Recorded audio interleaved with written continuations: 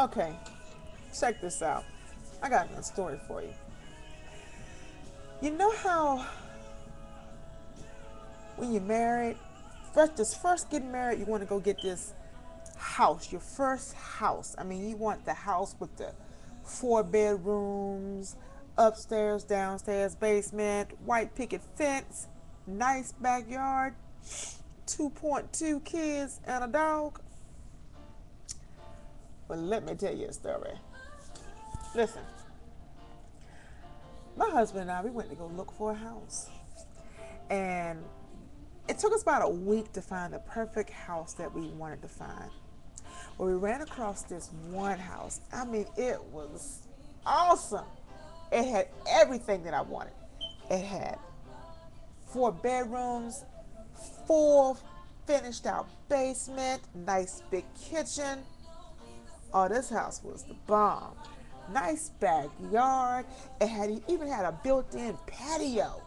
I mean, this house was the bomb. And this house had been sitting on the market for quite some time. And on top of that, it had been sitting on the market for so long, they lowered the price. You know, this house was actually a $5,000 house, $500,000 house. Well, we got the house for 20,000. 20,000. And the neighborhood was banging. Nice tennis courts, and all the other houses around it were gorgeous. Now, little did I know that this house had some issues that nobody knew about, uh, except for the real estate agent herself. Okay, well, we went ahead, we put the down payment for the house, and we got approved real quick. Got the house, packed all our stuff up, moved all our stuff in, just having a ball. First day, the movers came, moved our stuff in. I got a lot of things done. I got a lot of unpacking done. I got my kitchen put together. I got the boys' bedroom together. I mean, I was making progress, honey. Trust me, I'm making progress. So we had dinner in the kitchen since I had the kitchen together. I cooked dinner in my kitchen for the first time. I mean, this kitchen was a gourmet kitchen. And trust me, girlfriend, I worked it. We had a nice dinner, enjoyed ourselves, got full, got tired. It was time to lay down. Put the kids to bed after I gave them their baths and stuff and read them a couple stories. Put them to bed. Me and my husband and I, we journeyed to our room. Well, got in the bed and we were so tired we didn't even feel like christening the house or even christening the bedroom for us, that matter. So we laid down, we went to sleep. Around about 2 o'clock in the morning, I had to get up and go use the bathroom. Well, I went to go use the bathroom. And as I finished using the bathroom and got ready to wash my hands, I was looking down at the sink like this and I'm washing my hands. I'm doing this thing here. All of a sudden I look up and I thought I saw something behind me. So I looked back. It was gone. I looked in the mirror. Didn't see it no more. So I thought, I'm just still sleepy and I'm still tired and it's the middle of the night, so I didn't see nothing. So, finished washing my hands, dried my hands off, turned the light off. I got back in the bed. I went on back to sleep. Woke up the next morning, got the boys up, made breakfast, fed everybody. Husband went off to work while I stayed home and finished unpacking as much as I could. The boys went off to school.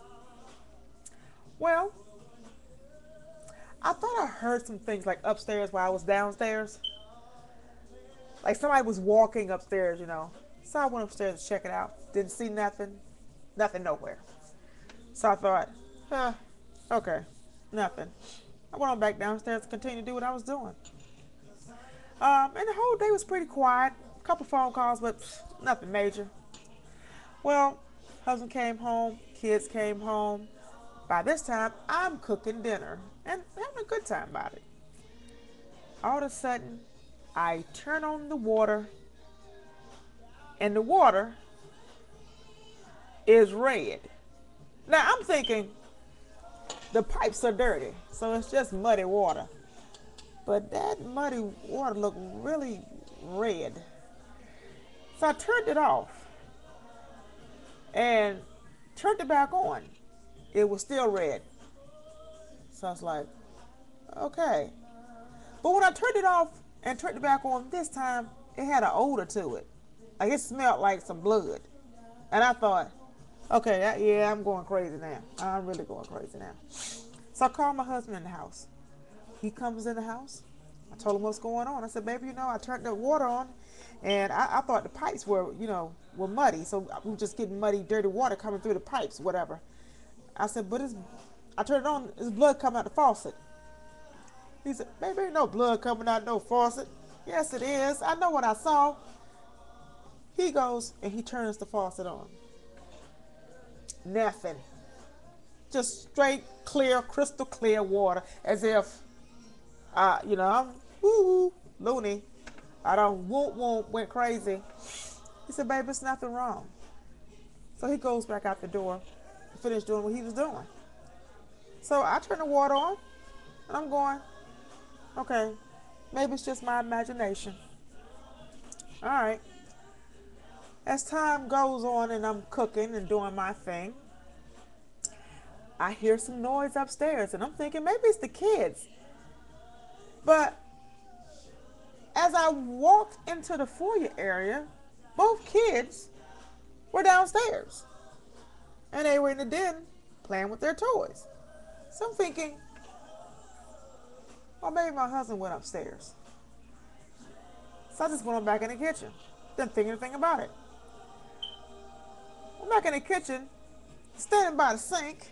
Had to look out the window. My husband's still outside. I'm going, okay, what the hell's going on here? Then I hear the noise again. It's walking and stumping and carrying on. Okay, by this time, my kids actually hear the noise. So now I know I haven't lost my mind yet. I haven't went woo crazy. So I tell my boy, stay right here. Let me go check it out. So I go upstairs. Now, as I get in the middle of the hallway, I flick on the light so I can, see. Now, there are 4 bedrooms upstairs. Now, all these doors now are starting to slam one door at a time. And I'm going, what the hell? I was so scared. I was standing in the middle of the hallway just tripping like, okay, when should I run? I was so scared. I couldn't even move. But I tell you what, as I begin to start backing up, one door slung open, which was at the very end of the hallway. Now, mind you, I'm so glad I was in the middle of the hallway, which was halfway towards the staircase. The room door opened up, and a deep voice came out and said, "Get the hell out." When I heard that, I didn't ask no questions. I didn't go look, because now white folks, when they hear something, they got to go look, investigate, and want to talk and communicate with it. I ain't do none of that. I turned my ass around and I ran down them stairs as fast as I can. And as I was running down the steps and getting down to the last step, I grabbed both of my children under my arms and out the front door I went. Now, I know that when you get married, you have these special vows that you say to one another. And one of them is to until death do you part.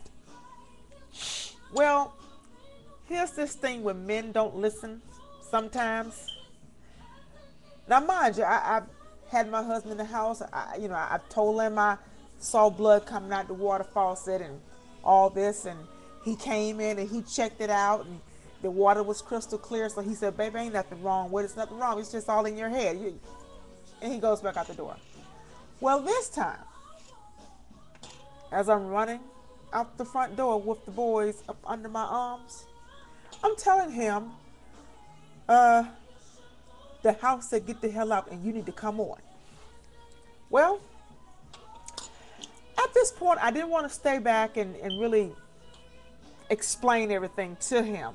I figured that me running out the house with the boys for my life with a terrified look on my face, that he would catch on that we got to go.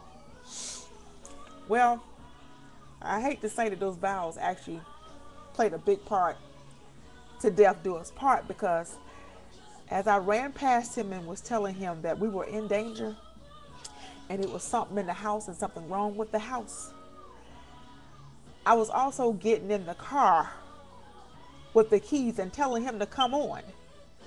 And he was trying to pull us back and say, "Wait a minute, ain't nothing going on with the house. There's nothing wrong. I'm going here and try. I just paid too much money for this house. I'm not going to leave out this house like this," and all this kind of crazy crap. Well, I got in the car and I begged him 3 times to come on and don't go back in the house. Well, as I was driving off, my husband went back in the house. Ain't that a blimp? Went back in the house and the door slammed all hard on him. I don't know what happened to him. I mean, I guess death really did do us apart, because I ain't seen that brother in about 10 years.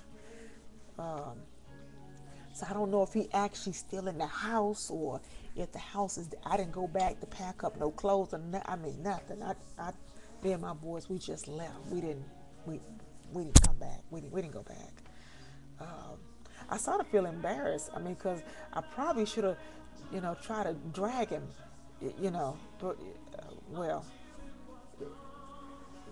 being I'm a black woman and all, I'm ethnic and all, we don't really stay around to see what was going on. But like I say, I think he's still there. I think.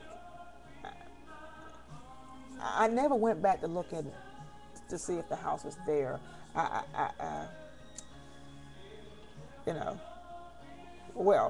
Anyway, I'm just saying, you all decide to get a house, and the house it's supposed to be like a $500,000 house, and all of a sudden, you get it for dirt cheap. Those are red flags.